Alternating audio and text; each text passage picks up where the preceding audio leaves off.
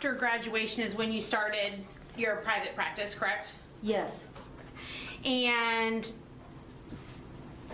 kind of how you got your business going was you had at the time when you first opened, you had a secretary who had a relative in the Hillsborough State Attorney's Office, correct? No, that was way into my practice. So I had a couple secretaries during the time that I had my practice, my freestanding office. So that wasn't until, I believe, my third secretary. Okay. Did you previously indicate that you didn't have to advertise because of that secretary at the State Attorney's Office? No, I advertised extensively when I very first started. I had a postcard that went out, and my secretaries before that, they went through the internet and they found, I forced them to find 100 different people to send it to every month. So that was one of their jobs that they did, and they sent that out every month. I did that for a lot of years before. Okay. And so you sent out mailers at first, right? Yes, just And a then- postcard, yes. And then what really got work going well was when you had that secretary working at the State Attorney's Office, right? She wasn't working at the State Attorney's Office. She had a friend or a relative that worked in the State Attorney's Office, and she was able to get me a mailing list of all the state attorneys and public defenders. So I sent a letter and a report to every single attorney, which is about 400 or so.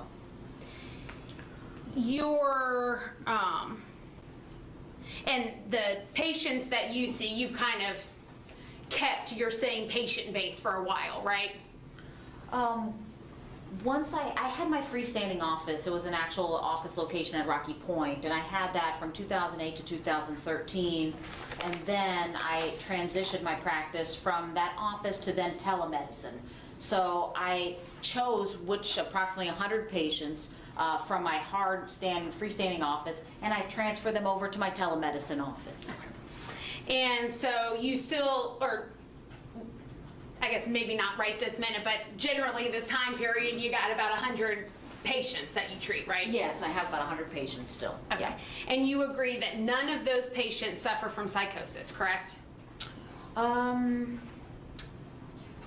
Not at this moment, but I have a couple patients that have bipolar disorder with psychotic features, and so they can get psychotic, but they have not gotten psychotic in a while since I've been treating them. Are these new patients? No. Well, I mean, they've been patients since my practice, and then they transitioned to my telemedicine. Have you previously testified that none of your patients suffer from psychosis? I have, in the sense that none of them have schizophrenia, yes. Okay. You mentioned you, at the same time, so you started La Coupe, but you also, you were doing some other work until you got that up and going, right? Oh yeah, I worked full-time at another job so that way I could pay for my secretary for my practice. And Health Integrated was one of the places that you mentioned yesterday, right? Yeah, I don't know if I mentioned that yesterday. I don't think we talked about my work history like that. Maybe we did. I don't remember that, but I worked for Health Integrated at that time also, yes. Well, and that's why you have your Mississippi license, right? Yes, I also have, yeah. That's one of the reasons why I got my Mississippi license, yes. Like you've never lived in Mississippi and are seeing people in Mississippi, right? No, I am not. Okay. And your job at Health Integrated is, or was, reviewing medical practices for insurance billing, correct? Yes, I did the medical necessity reviews for psychiatry. And so if they had a question about whether or not something was medically necessary and it got up to the point of needing a physician to review it, then I did that, yes. Okay. And I also taught the staff also. And this is basically insurance companies trying to monitor what medications and you being like, yes, we can go ahead and cover it, or no, we're not going to cover it, kind of thing, right? Well, not exactly, but similar, yes. And you did not receive any training to do that job, correct? Well, I received on-the-job training, but no, there was not a formal fellowship or anything to do medical necessity reviews. That was a on-the-job training kind of review. Well, and on the job, you're working remotely though, right? I'm going to No. relevance. Experience in the field? I wasn't asked to proffer initially. I'm answering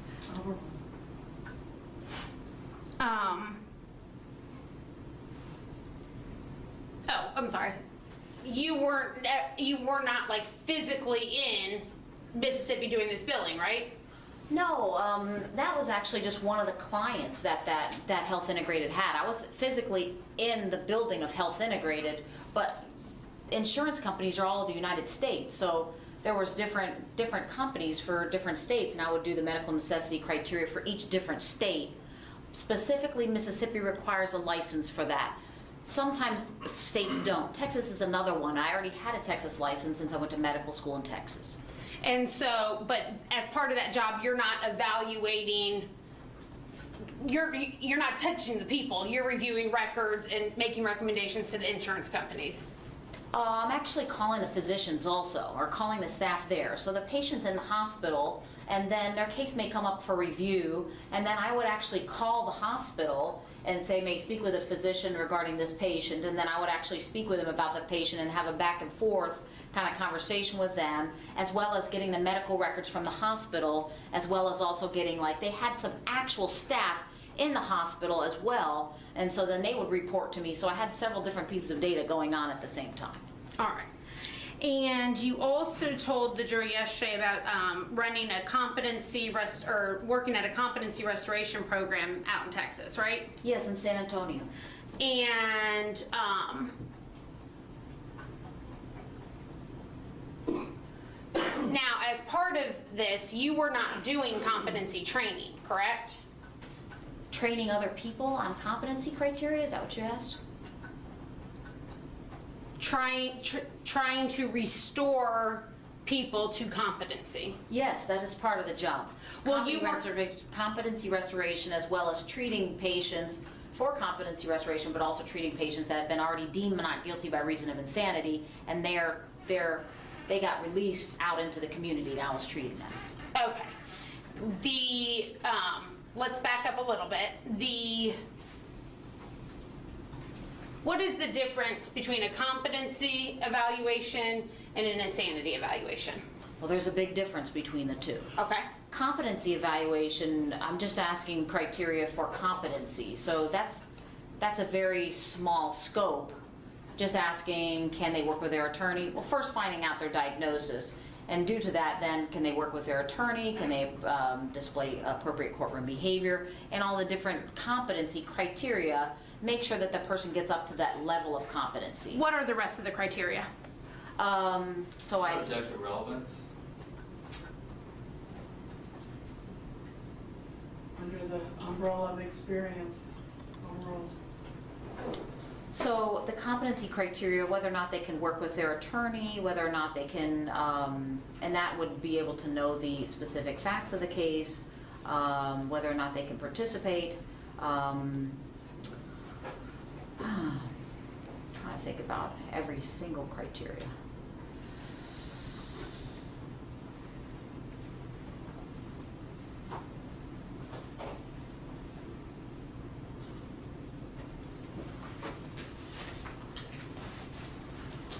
I'm sorry, I don't know every single demarcated criteria. Now, it's also in Texas is a little bit different, but In every single criteria, there's 6 criteria, correct? okay, 6 criteria.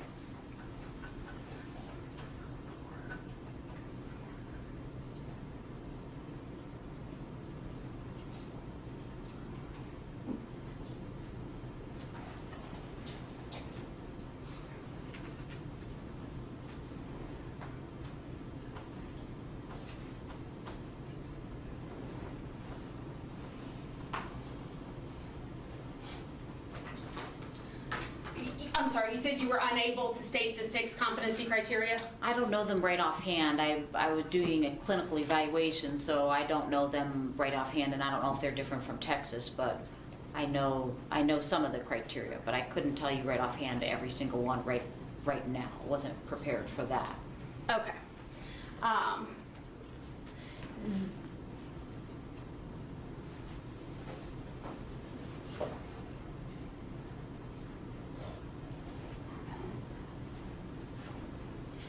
Then, Well, let me ask you this. Yes. Your job doing competency restoration, the restoration you were doing, you were just prescribing medication. I was prescribing medication to the patients and I was treating them for the mental illness, and then I had a staff that actually did the competency restoration training and also went out into the field to make sure they were getting their medications and making sure that they were maintaining their appointments and things. And so your take on that, though, is you just have to treat psychosis so that somebody can become competent. Well, no, that's not the only thing. I mean, that's not the only reason why some people are not competent to proceed is psychosis. Have you previously testified that your role in restoring competency is to prescribe medication to get rid of psychosis? Well, that's part of it. I wouldn't doubt that I said that. That's part of the treatment for sure, for some of the patients. And as far as actually doing the work with a defendant regarding their understanding of the legal system, that you were not doing, correct? I was not doing the training, no. Now, you also did not receive any training. Now, although you're doing this job, you did not receive any training to do that job, correct? Which job? Competency restoration. I didn't have any specific competency training that I can recall outside of just maybe speaking with Dr. Myers about it or maybe reading some about it, but I wasn't involved in a clinic or anything like that, no. And in fact, your position is that you don't really need any special training, you just kind of understand the pieces and do your job, right? I don't know if that's necessarily the case. I don't know exactly what that answer was, what the question was that I gave that answer to, but Did you previously testify to that under oath? I have no idea. I don't know what that question was.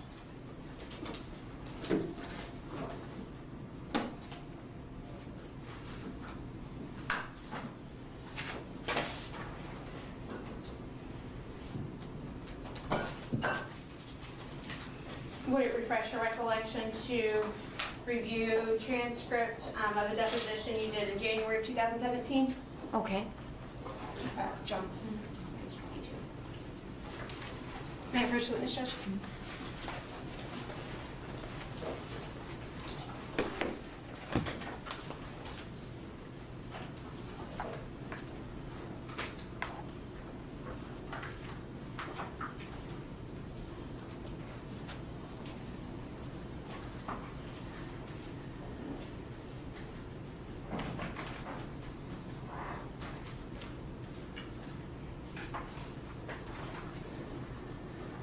Yes.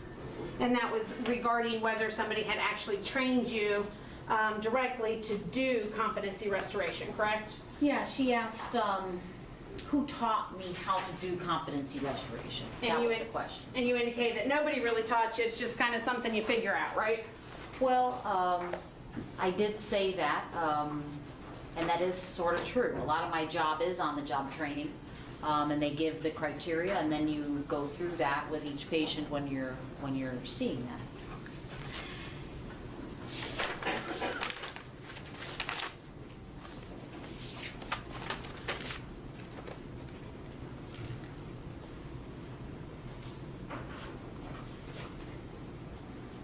And the job that you had there was at, or doing the competency training, or competency restoration, I'm sorry, that was also telepsychiatry, correct? Yes, that was telepsychiatry. You were never actually in the hospital, correct?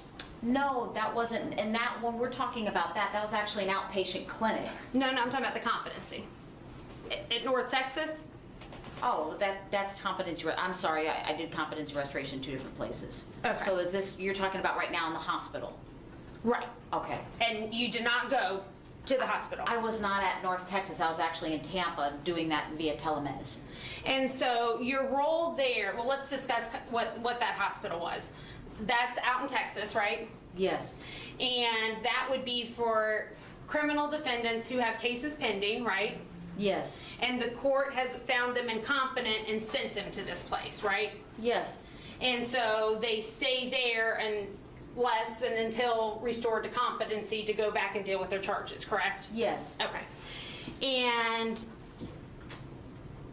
your position was, well, while you were there, you would, well, I guess 33 to 40% of the people that were sent to that hospital under court order of incompetency, you personally felt were totally fine. That sounds like a decent number. Yeah. And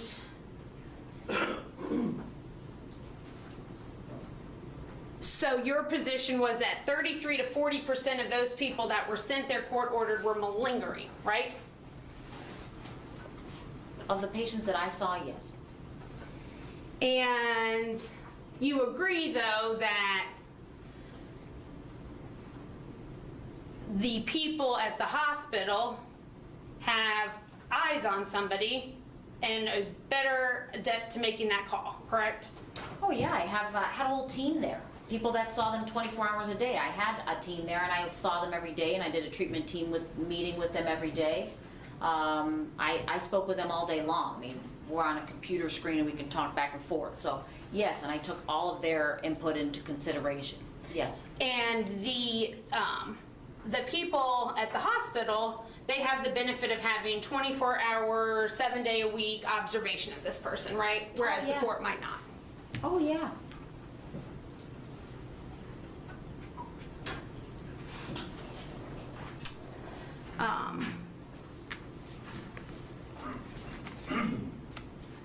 Then you also worked in an NGRI clinic, right? Yes. And the people there, you indicated that they were people that were released into the community, right? Correct. And there were also people there that had been committed to that facility, right? Yes. There you were, now as you're in your role at the NGRI clinic, you are not conducting NGI evaluations as you have in this case, correct? That is correct, yes. I'm a treating provider only. Right, Yes. you are just providing the medication, right? Well, in psychotherapy, yes. And you are, again, this is not a face-to-face contact, walk in the halls of the hospital. You're meeting with them over the computer, right? Telepsychiatry. I'm meeting with them, and again, I had a team there. So yes, I'm meeting with them. There's actually a nurse in the room. Yeah, that's how it was. And you did not receive any training in doing NGRI evaluations as part of that employment, right? That's correct. In fact,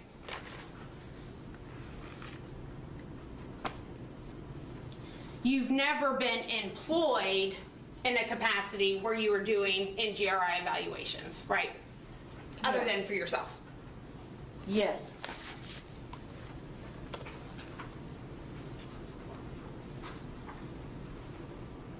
Fair to say you have a strong position that you do not want to work for anybody else.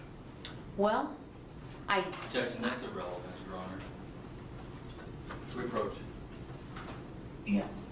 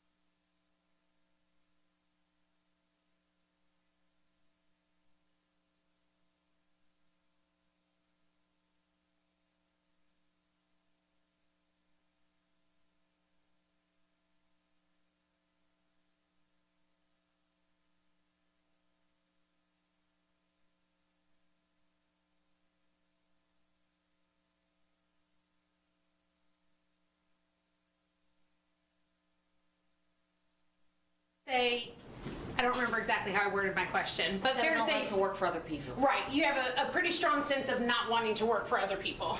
I like to be independent, but obviously I have worked for other people because I've had all these other jobs, working in the prison and the jail and health integrated and at USF. I've worked at a lot of different places, but I prefer to work for myself, yeah.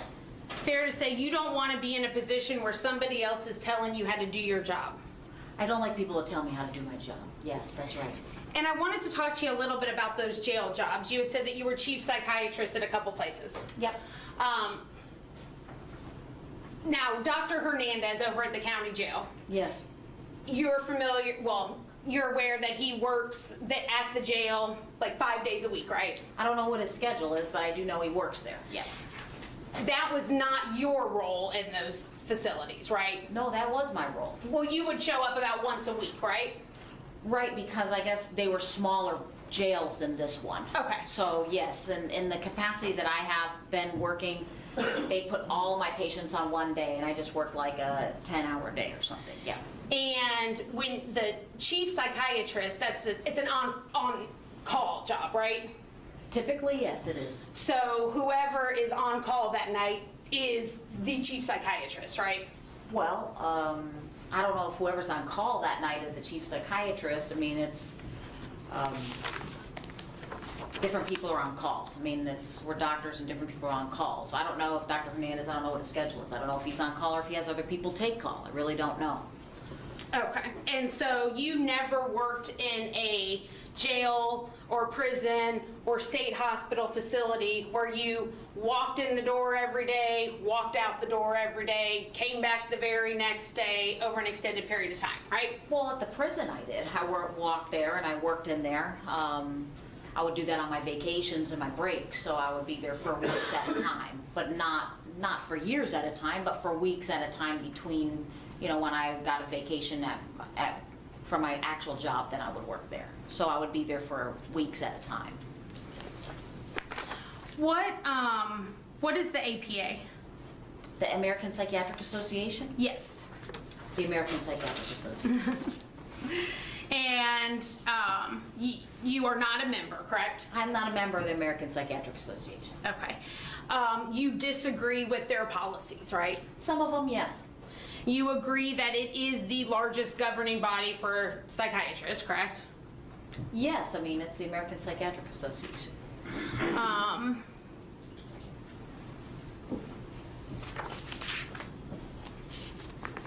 And the American Psychiatric Association is who actually published the DSM, correct? Yes.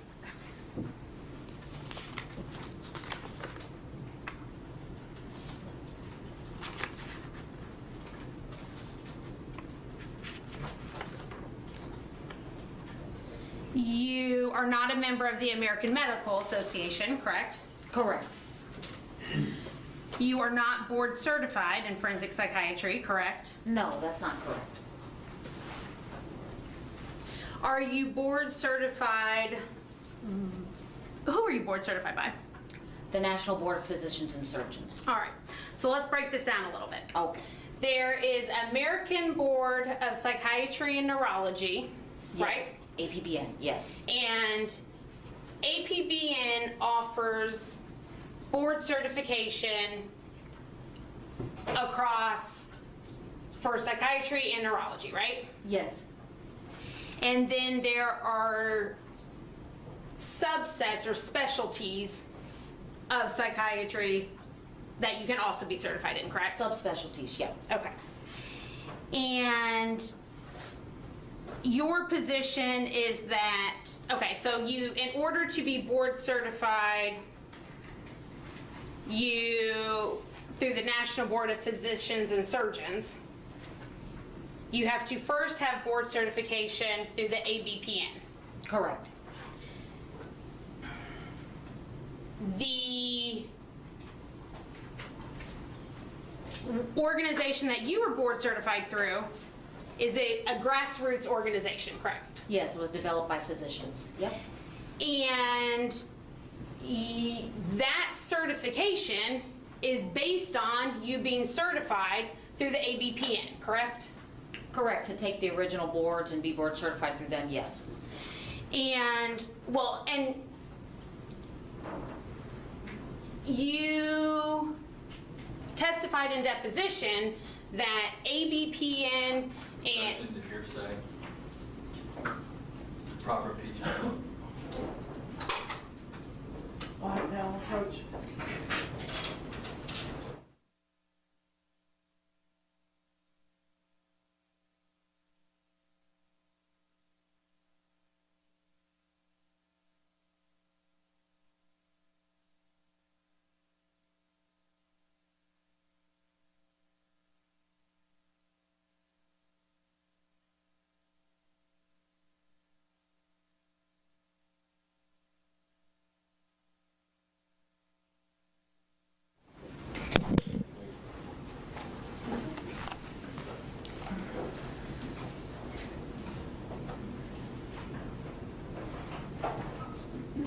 so the American Board of Psychiatry and Neurology, Yes. not equivalent to the organization that you are board certified through, correct? I wouldn't say that, no. So you're saying, I'm sorry, they are equivalent or not equivalent? I would say that they are equivalent in terms of being board certified. They are not equivalent in the terms of the National Board of Physicians and Surgeons does not do the initial board certification. They only do maintenance of certification. Sort of two different things, but the original board certification where you have to take the exam and sit for the exam and do the oral boards, that's the American Board of Psychiatry and Neurology. I did those boards. And the National Board of Physicians and Surgeons requires that to become board certified through that organization. All right. So, and let's talk about, so the American Board of Psychiatry and Neurology has extensive requirements to keep up your board certification, right? Well, for psychiatry, it requires a recertification exam, and that we have to do CMEs or continuing medical education, which we have to do for our licenses anyway. So, And it requires the exam every 10 years, right? correct, recertification. Whereas the organization you have gotten board certified through does not require you to do any additional exams, correct? Correct, they only require you to do the continuing medical education. And the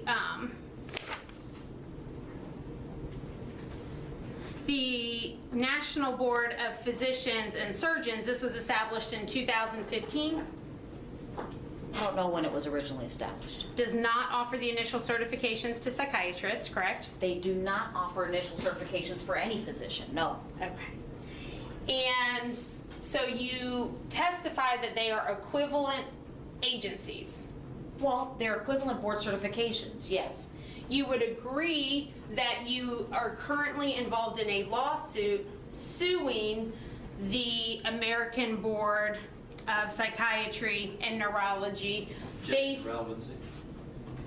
That's approach.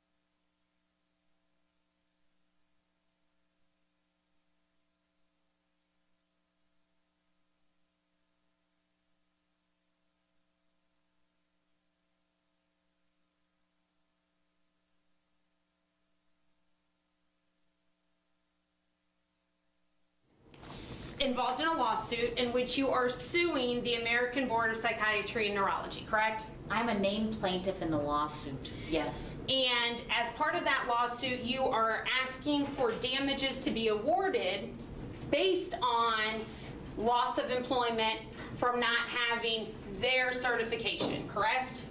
I don't believe, that is not the purpose of why I'm involved in that lawsuit. You would agree that you are asking for damages, correct? I do not know that I'm asking for damages, no. Would it refresh your recollection to take a look at the petition that's been filed? I can, May I approach the witness, Judge?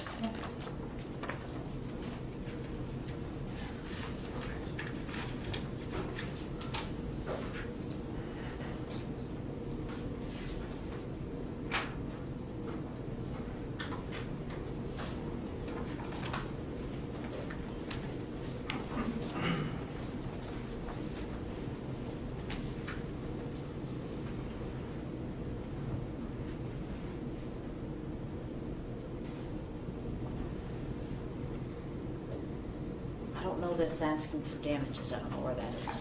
You can flip as much as you want. That's-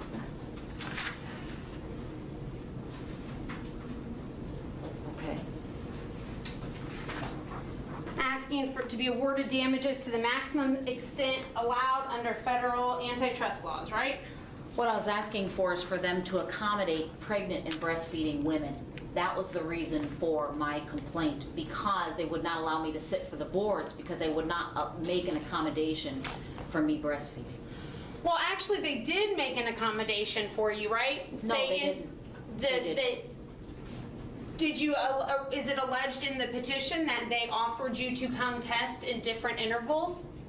No, they did not. What they did was, they said that it was not considered a medical necessity for me to be able to lactate when I was scheduled to every 3 hours. They said it was a comfort care thing that they would allow, but I would have to go find a testing center that would actually allow me to do it. And when I got there, they didn't necessarily need to accommodate me. Now, do you need a moment? No, I'm fine. So when you were actually supposed to sit for the exam back in October of 2017, right?